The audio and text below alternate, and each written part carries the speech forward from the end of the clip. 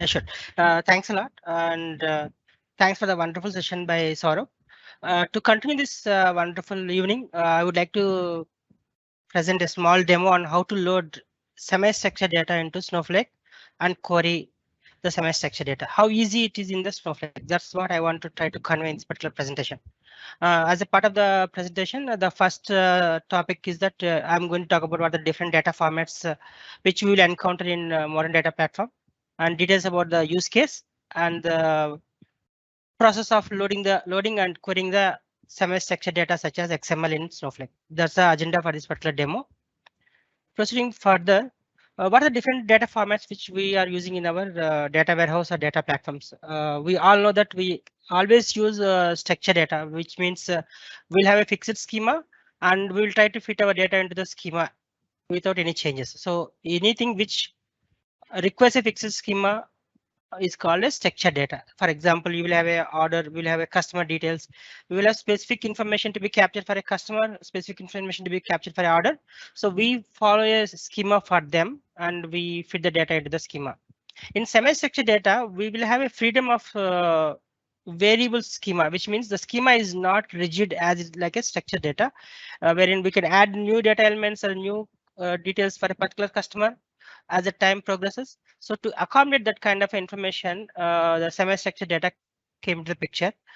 In the current environment, we use the XML JSON as another semi-structured data. We'll have Parquet files, we have Avro and many.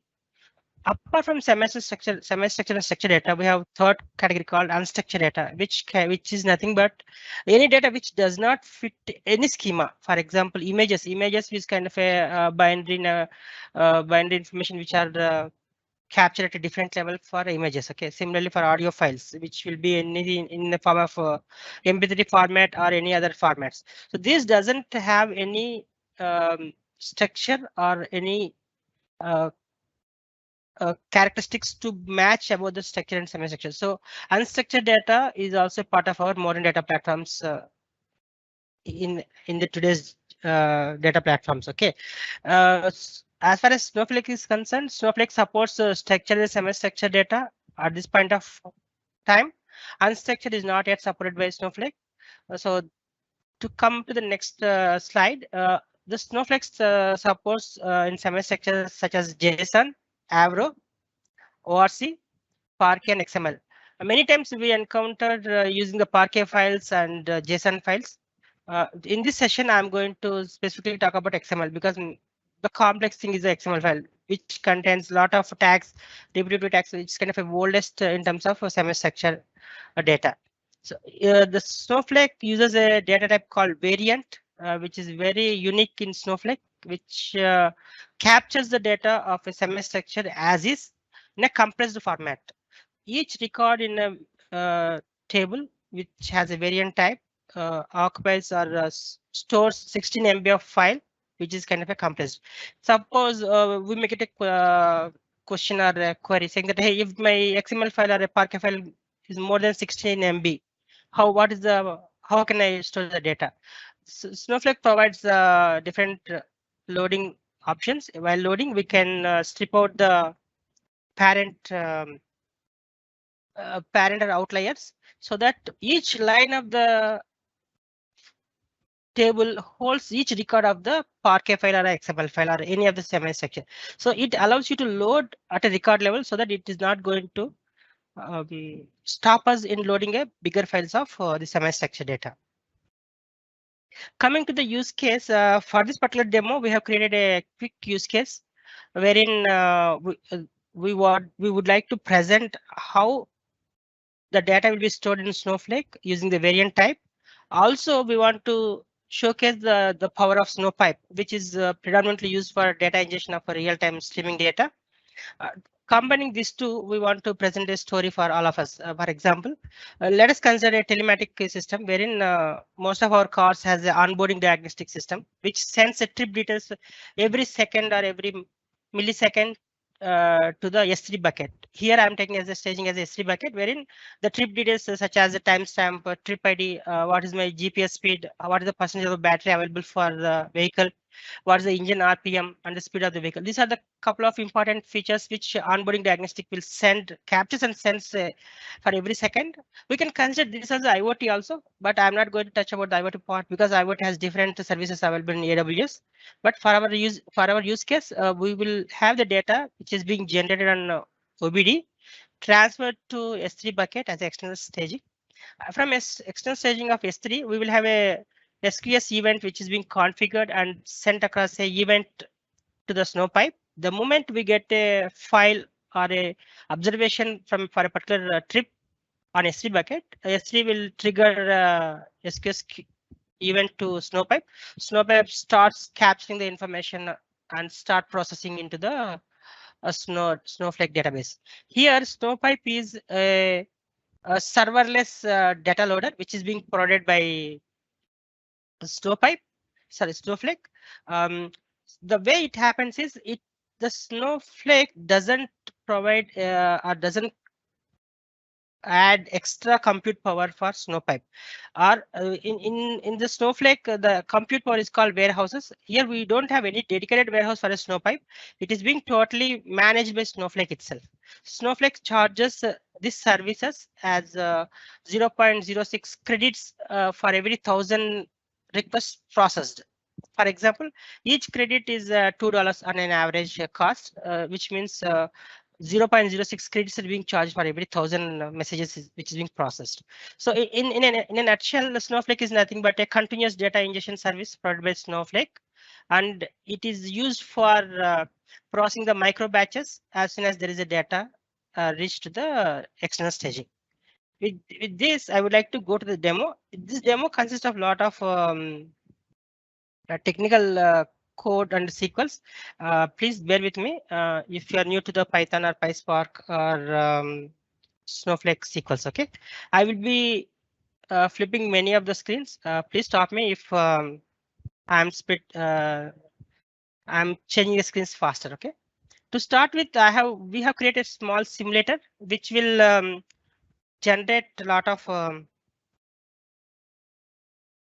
messages which are equivalent to the onboard diagnostic messages. Okay, it starts generating the files. If I see here, these files are being popped into my S3 bucket.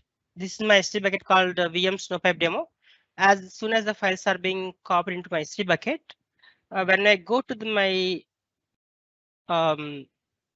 Snowflake UI, I can see how many files are being loaded. Right now it is 0. It take a minute to start loading the files. Let's see how many files are being created and loaded into my S3 bucket. It's kind of a continuous process. That's what I said that Snowpipe is very easy to configure and start processing the data the moment data starts coming into the S3 stage. Right now, my number of tables in my table XML stage is 0. If I just run again, it starts increasing 18. Okay. Here, just I would like to show how the data is being stored in the table. I have created a table with only one column called variant. And if you see the variant column is called XML message is the column type. And each column will host the entire XML message, which contains your outer layer. And each observation is being repeated with different tags of information like timestamp, trip ID, GPS speed, everything.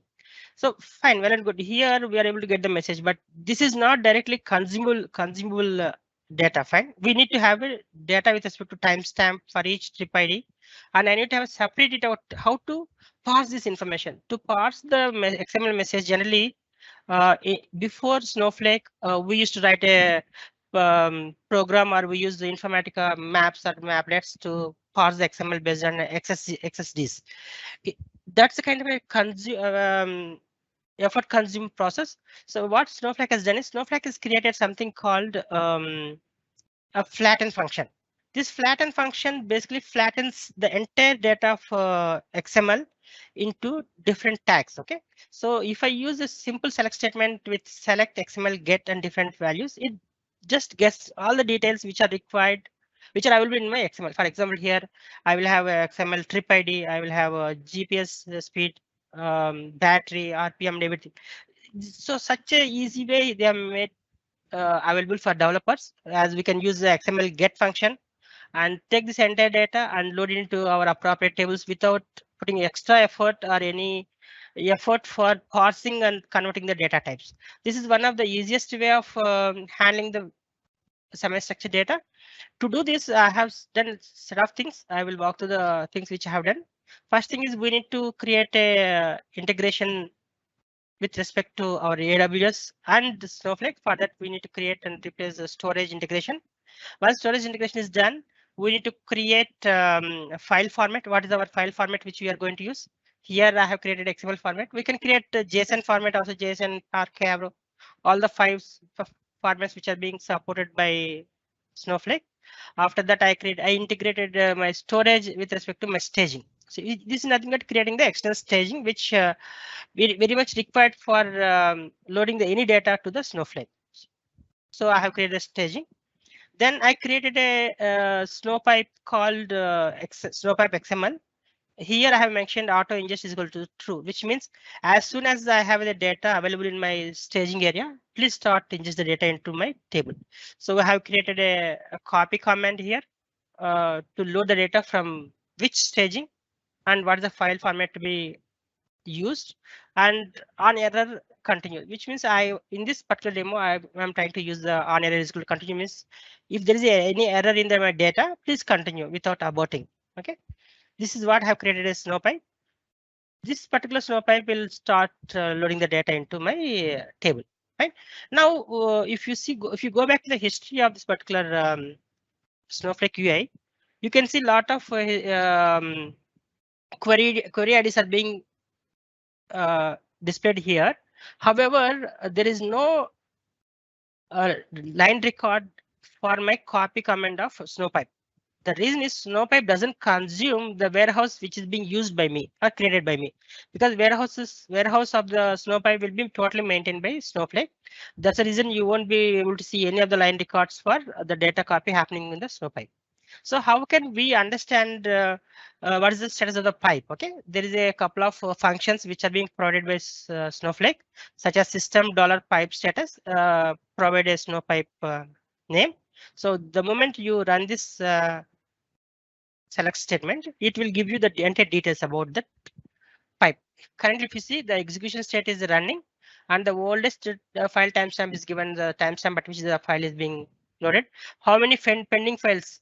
Right now, if you see, there are 4 pending files still in the load status, and it also provides you other details like what is the SQS details and other information. So this is the one of the process where we can understand what is the status of the snowpipe. Similarly, if we want to understand how many records are being copied into my table, so there is a function called copy_history, which is provided by Snowflake. We can simply run this particular select statement to understand how many files are being loaded into my table. Here, if you see, these are all the list of files which are being copied into my XML table. This is how we are going to identify any issues or any issues we may encounter in our snowpipe data loading. The thing is that we have the flexibility of creating our variant type with the different semi-structured data, such as XML data and JSON, Parquet, Avro, all this kind of formats. This is one of the easiest approaches which I have seen or encountered in my career. I have used AWS Redshift. I have used Azure Synapse. None of the places we have a straightforward a data load in the appropriate tables. So with that, I will come back to our presentation. These are the references I have used. I will ask Anupam to share across to the audience who are all interested in the references, how to create the snowpipe, how to use the semi-structured data, and how to query. So in many of the times for real streaming data, we will try to use the snowpipe along with the variant column.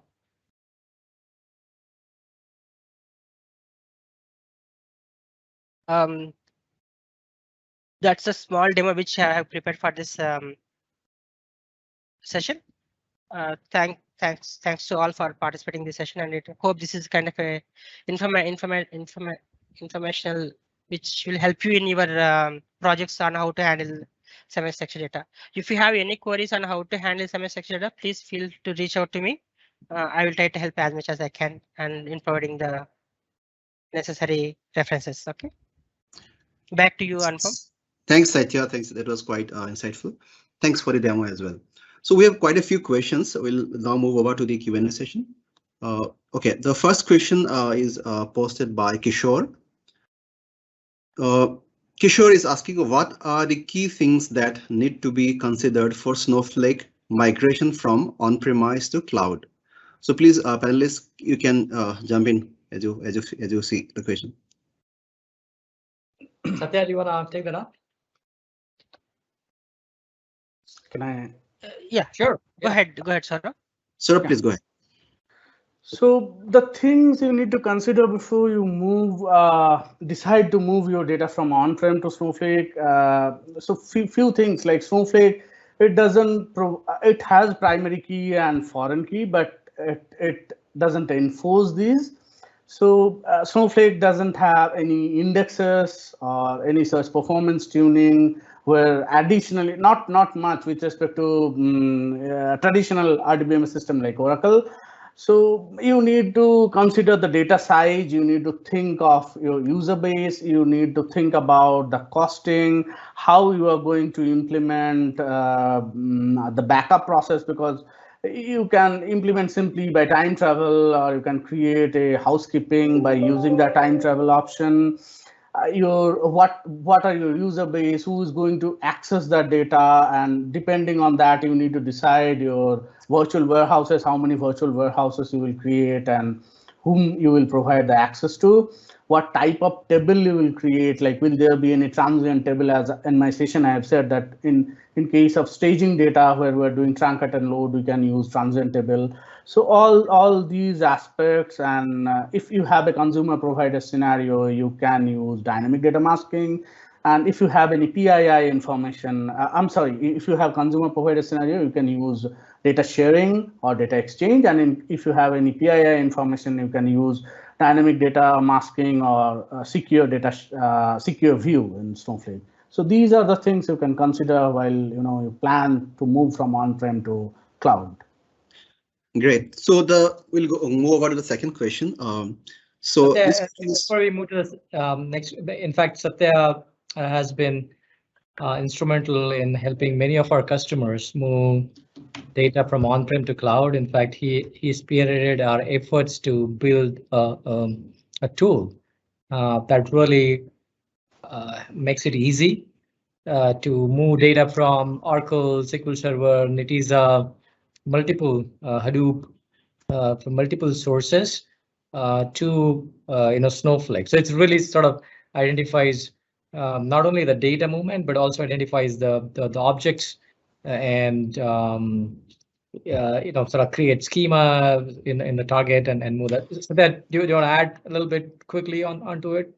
I think that you implemented this for many customers. Yeah, sure, Nitin. Yeah, sure, Nitin. From ValueMomentum, we had a very good value accelerator. This accelerator will improve the data migration from on-prem to Snowflake, which is kind of a highly self-service, and amount of knowledge or technical knowledge required is very less. It's kind of a click of a button, things can be configured and migrated. This particular tool automatically converts the objects of your schema and also creates a schema on the target environment. This particular tool is a cloud agnostic data platform tool, wherein this particular accelerator can provide data migration services for both AWS Redshift, Azure Synapse, and Snowflake. We have implemented our different instance clients of ValueMomentum. To give it to give a stats about this particular tool. This particular tool is on par with the AWS DMS services available in the cloud. For example, if the AWS DMS tool migrates the data of 1 GB of data from on-prem SQL Server or Oracle to the Snowflake in a minute, our tool beats the same number. In sense, this particular tool is easy to maintain, and it provides the similar functionality and services on par with market tools. Great. So the next question is, if we want to suggest to customer on cloud selection, AWS or Azure or GCP, which one will be good and why? Nitin, you want to take it up? Maybe I can take that up, but that's a good question. So keep in mind that when we think about Azure, ACP, GCP, and AWS, they are not. It's not about, oh, this is better or that is better. All of those cloud services have good features. In fact, all the features that are required. They're very capable in terms of the scale and the performance. But they vary in terms of, for example, basis your use cases, because they actually vary. Some of the services that you have on GCP, for example, or AWS and Azure, they vary in terms of the pricing of it. So it is not about the technology decision more as to whether it is AWS and Azure. In certain cases, it could be technology basis. For example, if you're really kind of doing some high-end image processing, then maybe Google sort of might be better just specifically for that service. But it has to do with largely your specific use cases. That for example, if you're moving from on-premises data warehouse to on cloud, then okay, you got to think about, okay, what's the volume of the data, what kind of data processing capabilities that you need, and so on and so forth. Then also it's more your relationship. For example, if you're more connected with AWS or Azure, so you kind of going to sort of take decisions, accordingly. I mean, related to your organizational preferences. But in terms of the capability wise, it's equally, AWS is equally capable than compared to Azure and vice versa. 70-80% of the market share is with AWS and Azure, and almost so whether it's bank or insurance companies, they kind of take decisions between one way or the other. But going forward, it could be that the way trend we see is it'll be multi-cloud. So you're not going to get married to a one particular cloud service provider. There could be some use cases that you might be running on GCP. There might be some use cases that you might be running on AWS or on Azure, depending upon specific services and the feature capabilities that you want to exploit. As far as Snowflake is concerned, it is available on all the three platforms. So increasingly, what's going to happen is, irrespective of what cloud service provider that you take, many of those platform capabilities are going to be available on, it's going to be cloud agnostic, so to say. Great. I hope that answers. Can I add one point on top of your explanations, Nitin? Sure. Yes. Yeah. So as you said, that it's a multi-cloud, and Snowflake, like with Azure, AWS, and GCP, it works fine with all the major cloud providers. But I think last time when I checked on that, like we have Azure Private Link or AWS Private Link for the virtual private Snowflake connections, I think it is yet to come for Snowflake in GCP. That is one limitation, and the high trust CSF certification for extremely business critical data, that is also yet to come, but that's a matter of time. I think, yeah, anytime it will be available. Yeah. So Nitin, the next question, did you touch upon this question? Like, does ValueMomentum has any accelerators in Snowflake? Can we just quickly have a response? Oh yeah, absolutely. In fact, we have multiple accelerators for Snowflake. The one that Satya just talked about, that is really designed to migrate your historical data from variety of data sources, whether it is RDBMS or non-RDBMS, to Snowflake. And it takes care of not only the data migration, but it also takes care of the all the data objects, so to say. And so we've been doing that for multiple our customers. In the context of Snowflake implementation, fundamentally is to kind of get the data into Snowflake. So you're going to have two things. You're going to have your historical data get into Snowflake. So we have the accelerator called as data migration KEA. KEA is KEA. That's a short form for our accelerator. Another accelerator that we have is essentially it's only called as KEA, which really helps build all the pipelines. So it basically takes care of the extract and the load aspect of the data. So it basically creates ingestion pipelines. Your data engineers can use it, monitor it. You don't have to really write code. It is sort of nice, good sort of data pipeline orchestration and data pipeline creation tool. Then we have Accelerator that enables your non-traditional data sources, extract and reading the data from all non-traditional data sources, whether it is text, PDF forms, voices, images, get that data ingested into your Snowflake. So yeah, so those are the three Accelerator that we have specific to Snowflake. Great. Okay, so could you take the next one? What does Snowflake additionally does? I think do versus other platforms like AWS and Synapse. Sure. So when we talk about AWS, we're talking about Redshift in specific, Synapse, and Snowflake. I mean, those are three comparable things. What Snowflake does very differently is architecturally, it really separates your storage and compute, which has a great connotation or a context in the cloud. The whole idea of being able to scale on demand, both on compute and on storage, is very well done efficiently, by Snowflake. Whereas obviously Redshift and Synapse, they're also evolving, but their fundamental architecture are still composite. In terms of basically they've evolved from the traditional RDBMSs, versus Snowflake and it's completely sort of decoupled architecture in terms of the storage and scale. What it means for you is you can only scale storage independent of your compute. You can only on demand enhance your compute independent of your storage. I think that's important to understand, because in the cloud native architecture, you're going to have your workloads are going to be very varied. Your workloads going to be of a variety of types. So you need this capability for the enterprise performance and scale.